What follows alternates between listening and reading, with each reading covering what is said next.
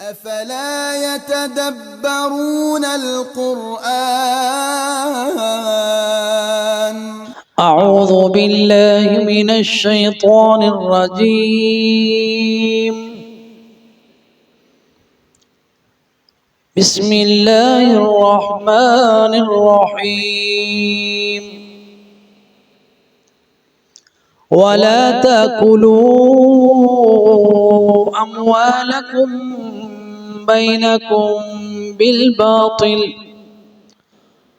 وتدلوا بها إلى الحكام لتأكلوا فريقا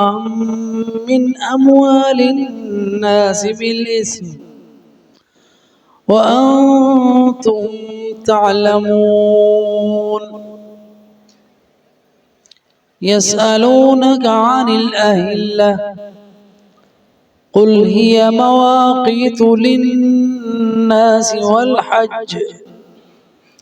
وليس البر بأن تأتوا البيوت من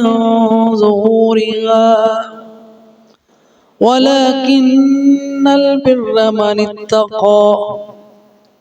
وأتوا البيوت من أبوابها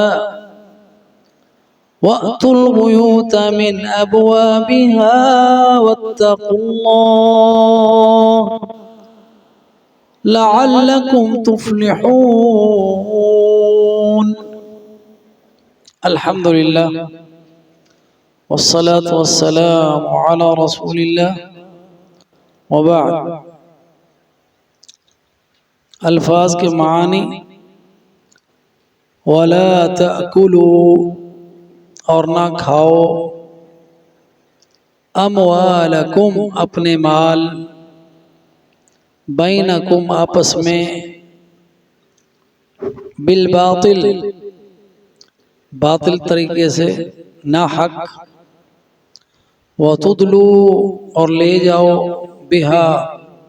ان کو الی الحکام حکام کے پاس عدالتوں میں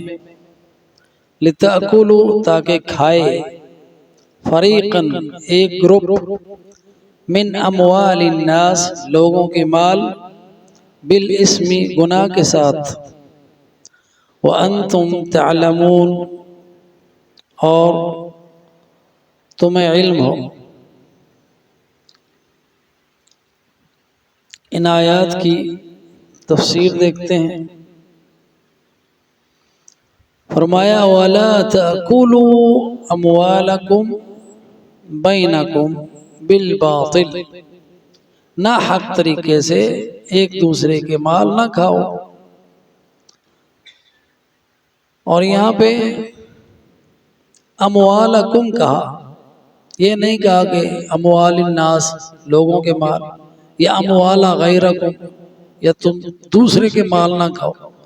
فرمایا اموالکم اپنے مال، کیونکہ مسلمان کا بھائی ہے اور جو چیز اپنے لیے پسند کرتا ہے وہ اپنے بھائی کے لیے بھی پسند کرتا ہے.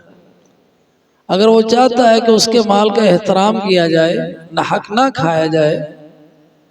تو اس کو بھی چاہیے کہ وہ بھی کسی کا مال نہ حق نہ کھائے. اگر وہ کسی کا مال نہ حق کھائے گا تو پھر دوسرے کو بھی جرت ہوگی، جب اسے موقع ملے گا وہ اس کا مال نہ حق کھا لے گا.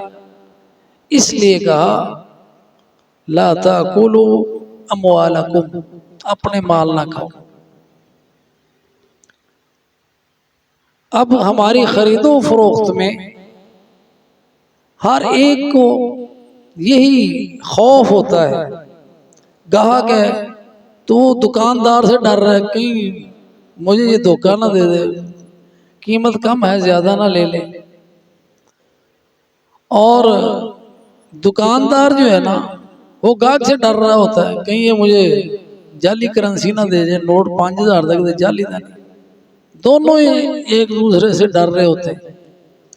اور یہ خوف اور ڈر اس لیے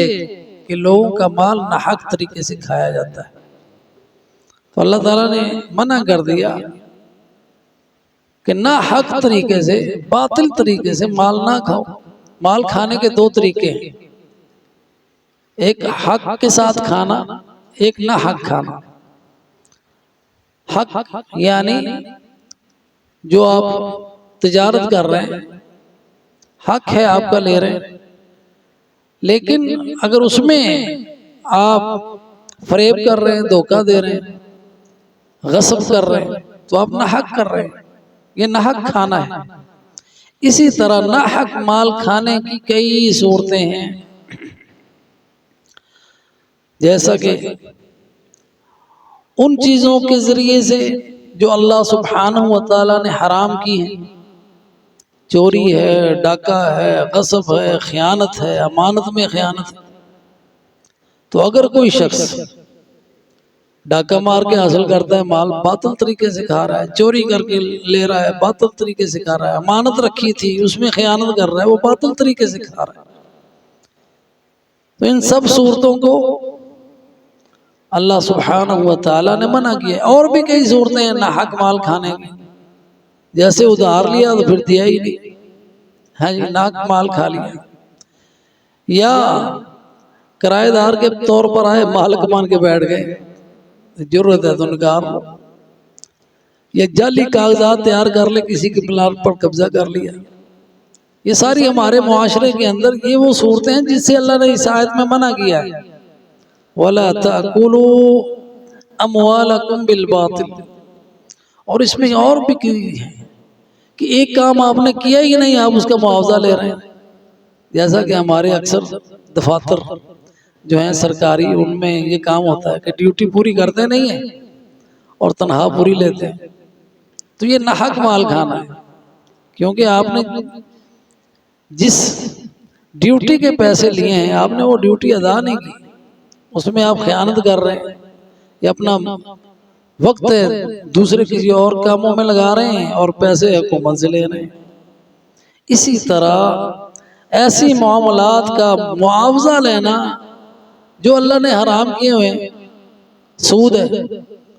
اگر اس پہ آپ کاروبار کر رہے ہیں وہ حرام کھا رہے ہیں، چاہے لکھ رہے ہیں، چاہے بینک میں کام کر رہے ہیں، چاہے گواہی دے رہے ہیں، سود کی وجہ سے 4 لوگ جہنم میں جائیں گے، سود لینے والا، سود دینے والا، سود لکھنے والا اور اس پر گواہی دینے والا، یہ سارے کے سارے جو معاوضہ لے رہے ہیں وہ عقل مال ہے بالباطل۔ تو اسی طرح وہ جو ملاوٹ کرتے ہیں، دھوکہ دہی، اللہ کے رسول نے فرمایا من غشنا فلیس منا، دھوکے سے مال کھانا، وہ پانی، دودھ میں پانی ملانا ہو، یا وہ ایسے کام کا معاوضہ جو بنتا کم ہے لیکن زیادہ لے لینا، تو یہ سارے کے سارے وہ معاملات ہیں جو وَلَا تَأْكُلُوا أَمْوَالَكُمْ بَيْنَكُمْ بِالْبَاطِلِ۔ اسی طرح اس میں جو زکوٰۃ کا حقدار نہیں ہے، صدقات کا حقدار نہیں ہے، اور اس کی ضرورت نہیں ہے اور وہ مانگ رہا ہے لوگوں سے، اور صدقات زکوٰۃ کے مال کھائے جا رہے ہیں، یا یہ کہ سامنے کوئی اور رکھا ہوا ہے کہ جناب میں یہ کام کر رہا ہوں، فلاحی کام، یہ ادارہ میں نے بنا رکھا ہے، اور اس کے نام پر مالی لوگوں سے اکٹھا کرتا ہے، لوگ اس کے بارے میں تعاون کرتے ہیں کہ یہ فلاں ادارہ چلا رہا ہے، لیکن وہ اس کی آڑ میں اپنا پیٹ بھر رہا ہوتا ہے، تو در حقیقت وہ باطل طریقے سے مال کھا رہا ہے۔ اور یہاں پہ تاکلو آیا، ایک اور بڑا پوائنٹ ہے، کھانا۔ اگر بندہ کسی پلاٹ پہ قبضہ کر رہا ہے تو پلاٹ کھا تو نہیں رہا نا، لیکن کھانا کہا اس کو وَلَا تَأْكُلُوا، نہ کھاؤ۔ تو جو بھی، کیونکہ کھانا جو ہے سب سے زیادہ مال کا جو منفعت ہے انسان کو فائدہ حاصل کرنا زیادہ سے زیادہ وہ کھانا ہوتا ہے، تو اس لیے جو چیزیں یہ جن پہ ناجائز قبضہ کرتا ہے ان کو بھی ہڑپ کرنے میں اور کھانے میں اللہ تعالیٰ لایا ہے، وَلَا تَأْكُلُوا أَمْوَالَكُمْ بَيْنَكُمْ بِالْبَاطِلِ۔ تو اگر آپ نے قبضہ کر لیا کسی پلاٹ پہ اور پھر آپ وہ معاملہ عدالت میں لے گئے، اس بات کا ذکر آگے آ رہا ہے، فرمایا وَتُدْلُوا بِهَا إِلَى الْحُكَّامِ، اور تم لے جاؤ انہیں حاکم کے پاس، حکام کے پاس، حکومت کے پاس، فیصلے کے لیے قاضی کے پاس لے گئے۔ تدلو کا لفظ جو ہے نا دلو سے، دلو کا معنی ڈول، ڈول جو ہے اس کو رسی باندھ کے کنویں میں ڈالا جاتا ہے، جیسا کہ حضرت یوسف کے واقعے میں ہے نا، فَأَدْلَا دَلْوَا، تو انہوں نے اپنا ڈول ڈالا۔ تو وہ کوئی چیز حاصل کرنے کے لیے اپنا ڈول ڈالتے ہیں اور اس سے اپنا مقصد حاصل کرتے ہیں، اس لیے کہا وہ جو مقدمہ لے جاتے ہیں نا حکومت کے پاس، عدالت کے پاس، اس کو اس لفظ کے ساتھ تعبیر کیا گیا وَتُدْلُو بِهَا إِلَى الْحُكَّامِ، اور عدالتوں میں لے جاتے ہیں اپنے حق میں فیصلے کروانے کے لیے۔ تو اب اگر کوئی فریق اپنی چرب زبانی سے ہے وہ جھوٹا لیکن وکیل تگڑا کر لیا، بڑا چالاک، اور اس کے اپنے ان کے حق میں فیصلہ لے لیا، تو وہ یہ نہ سمجھے کہ عدالت نے ہمارے حق میں فیصلہ کیا، وہ باطل ہی کھا رہا ہے۔ حتیٰ کہ رسول اللہ صلی اللہ علیہ وسلم نے فرمایا کہ تم میرے پاس معاملہ لے کے آتے ہو، اگر کسی کا حق نہیں ہے اور وہ اپنی حجت سے، اپنی بات سے مجھے متاثر کر کے غلط فیصلہ لے لیتا ہے مجھ سے، تو یہ نہ سمجھے کہ محمد صلی اللہ علیہ وسلم نے فیصلہ کیا، وہ آگ کا ٹکڑا ہے جو میں اسے دے رہا ہوں۔ تو اس طرح وہ لوگ جو مقدمات جیت کر سمجھتے ہیں کہ اب ہم حقدار ہو گئے ہیں، وہ حقدار نہیں، وہ باطل طریقے سے ہی مال کھا رہے ہیں۔ اسی طرح اگر کوئی وکیل ہے اور اس کو پتا ہے کہ میں جس کی وکالت کر رہا ہوں جھوٹا ہے، اور پھر بھی اس کی وکالت کر رہا ہے، تو وہ باطل طریقے سے مال کھا رہا ہے۔ وکیل کو اپنے جھوٹے کلائنٹ کی وکالت نہیں کرنی چاہیے، اگر وہ کرتا ہے تو باطل طریقے سے مال کھاتا ہے، اور اللہ تعالیٰ نے منع کیا ہے وَلَا تَأْكُلُوا أَمْوَالَكُمْ بَيْنَكُمْ بِالْبَاطِلِ وَتُدْلُوا بِهَا إِلَى الْحُكَّامِ، اور مقصد کیا ہے ادھر لے جانے کا، لِتَأْكُلُوا، تاکہ تم کھا لو، فَرِيقًا مِّنْ أَمْوَالِ النَّاسِ، کہ ایک گروپ دوسرے لوگوں کا مال کھا لے، بالاسم، گناہ کے ساتھ۔ تو ایسا شخص اپنا پیٹ آگ سے بھرتا ہے۔ تو یہ وَأَنْتُمْ تَعْلَمُونَ، اور پتہ بھی ہے کہ حق میرا نہیں ہے، پتہ ہے نا، اگر کوئی قبضہ کر رہا ہے اس کو تو پتہ ہے میرا نہیں ہے، لیکن اب سمجھتا ہے کہ چونکہ میرا وکیل تگڑا ہے اور اس کے پاس تو کاغذ ہی نہیں ہے۔ اب کئی ایسی جائیدادیں ہیں جو وقف کی ہیں یا پرانے آباء و اجداد کی ہیں، اب ان کے کاغذات ہی گم ہو گئے، لیکن ایک شخص کو پتا ہے کہ ان کے پاس کاغذات نہیں، وہ اس پہ قبضہ کر لیتا ہے آگے، اور پھر وکیل ایسا کر لیتا ہے جس کو ساری مشگافیاں آتی ہیں، تو اس کے حق میں فیصلہ لے لیتا ہے، تو وہ ناجائز قبضہ ہے۔ اللہ تعالیٰ نے اس میں منع کیا، یہ بالاسم ہے، گناہ کے ساتھ مال کھانا ہے۔ وَأَنْتُمْ تَعْلَمُونَ، اور جو کھا رہا ہے اس کو پتا ہے کہ ناک کھا رہا ہے۔ اس کے بعد اگلی آیت ہے، وہ انشاءاللہ ہم کل پڑھیں گے، يَسْأَلُونَكَ عَنِ الْأَهِلَّةِ، تو اللہ تعالیٰ سے دعا ہے کہ اللہ ہمیں حلال روزی کھانے کی توفیق عطا فرمائے اور ہر قسم کے حرام سے ہمیں محفوظ رکھے، اور اگر ہم دوسرے کا مال نہ حق نہیں کھائیں گے تو ہمارا مال بھی بچا رہے گا، اگر ہم دوسروں کے مال ہڑپ کریں گے تو پھر ہمارا مال بھی محفوظ نہیں رہے گا۔ اس لیے فرمایا وَلَا تَأْكُلُوا أَمْوَالَكُمْ، مال تمہارے ہی ہیں لیکن باطل طریقے سے نہ کھاؤ، حق طریقے سے کھاؤ، جائز طریقے سے کھاؤ، تجارت ہے، لین دین میں سچ ہے۔ اللہ تعالیٰ ہمیں ہمیشہ حلال کھانے کی توفیق دے، اور جو جسم حرام سے پلتا ہے وہ آگ میں جاتا ہے، وہ آگ کا حقدار ہے۔ تو اس لیے اللہ سے ڈرتے رہیں اور حلال کھانے کی کوشش کریں، اور جو حلال کھاتا ہے وہی عمل صالح کرتا ہے۔ جو شخص حلال نہیں کھاتا اس کو توفیق نہیں ملتی عمل صالح کی۔ اللہ تعالیٰ نے فرمایا ہے، حکم دیا ہے، اے لوگو کلو من طیبات ما رزقناکم۔ اسی طرح اللہ تعالیٰ نے رسولوں کو کہا یا ایھا الرسول کلو من الطیبات واعملوا صالحا۔ دونوں کا تعلق ہے بہت سخت، بہت گہرا تعلق ہے حلال کھانے کا اور عمل صالح کا۔ اگر کوئی شخص حلال نہیں کھاتا، اول تو اسے توفیق ہی نہیں ملے گی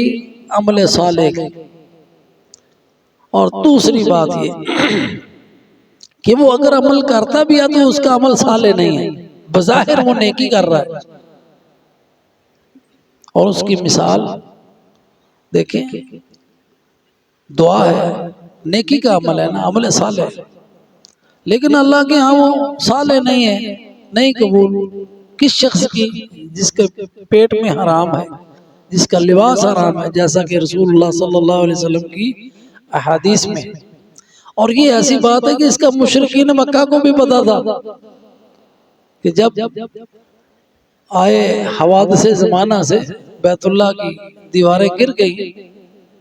ابھی نبی صلی اللہ علیہ وسلم کی بعثت نہیں ہوئی، تو اب انہوں نے بیت اللہ تعمیر کرنا تھا، تو انہوں نے جو حلال کی کمائی تھی نا ان کی، اس سے بنایا،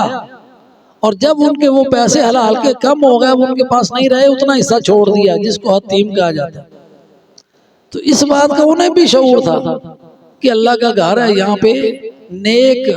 کمائی، صالح کمائی، حلال کی کمائی لگنی چاہیے۔ تو اس طرح وہ لوگ جو سمجھتے ہیں کہ چلو اتنا سارا ہم نے ہڑپ کر لیا، تھوڑا سا چلو ادھر مدرسہ بنا دیتے ہیں، ادھر مسجد بنا دیتے ہیں، جی ان کا عمل صالح نہیں ہے۔ اللہ تعالیٰ جو ہے وہ طیبات کو قبول کرتا ہے، تو اللہ کو دھوکہ کوئی نہیں دے سکتا۔ تو اس لیے حلال کھائیں، اپنی اولاد کو حلال کھلائیں، اور عمل صالح بجا لائیں۔ اللہ ہمارے نیک اعمال قبول فرمائے۔ وآخر دعوانا عن الحمد للہ رب العالمین۔ السلام علیکم ورحمۃ اللہ۔